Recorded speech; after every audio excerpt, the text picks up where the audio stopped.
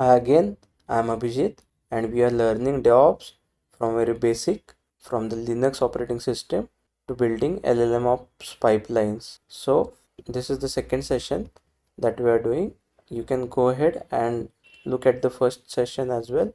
But let's summarize what we did yesterday. Yesterday was all talk, hardware, software, what an operating system does. Today we'll stop talking and open a real terminal for the first time. By the end of today, you will be comfortable just typing and pressing enter without the little flinch of am I about to break something? You're not. Today's commands are completely safe. So let's recall from day 0A. Let's do a quick recall. What are the four jobs of an operating system? The four jobs of operating systems are managing process, memory, files, and devices. What's the difference between a Linux kernel and a distro? Linux kernel is the source code and a distro is the source code plus tools. And why did we say CLI over GUI for servers specifically? So GUI is good for beginners. It's very user friendly. However, CLI is also very easy to learn, and once you learn it, you can do things very fast.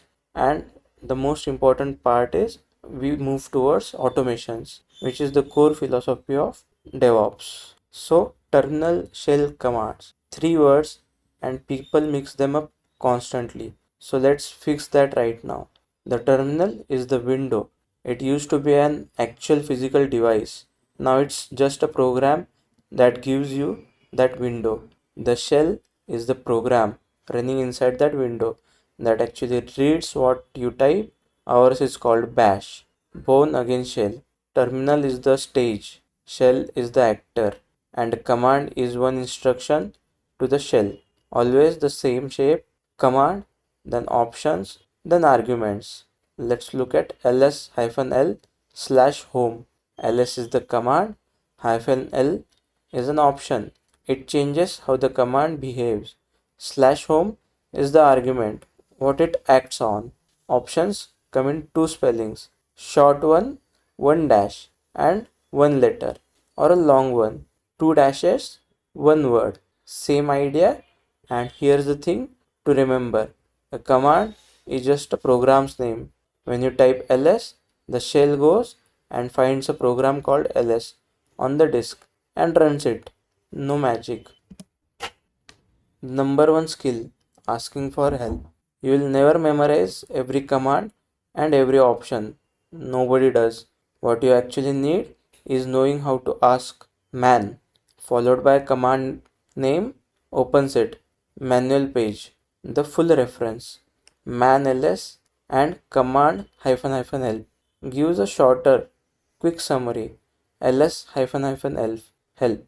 If something feels stuck, do Control C. It cancels it. Here's the rule for this whole course. When in doubt, man it before you ask me. Figuring it out from the manual yourself is a real skill on its own.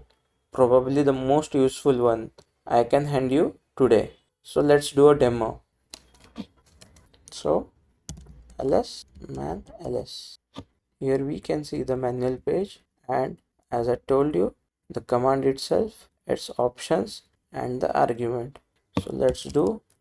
So man ls shows us how to use ls command and its options. ls hyphen hyphen l, and just not to fill our screen, we are just going to look at the first 20 lines, the 20 results.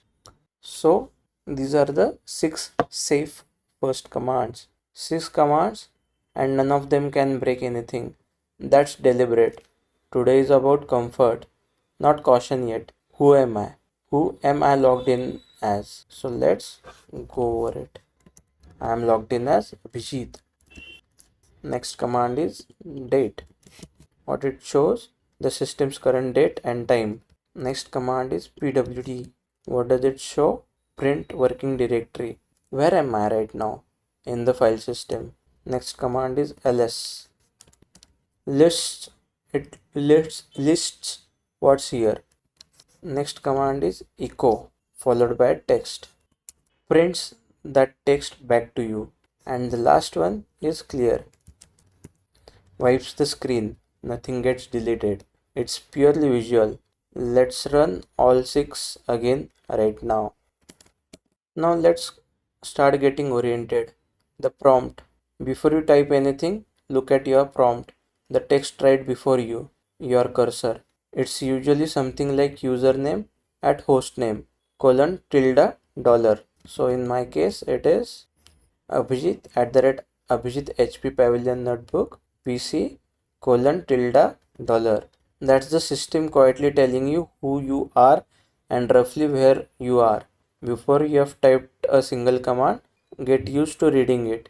You will glance at it constantly once you are doing real work.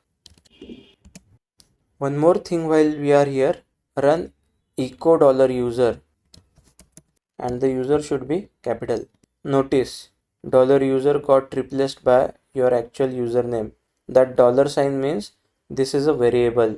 Suitable substitute its value.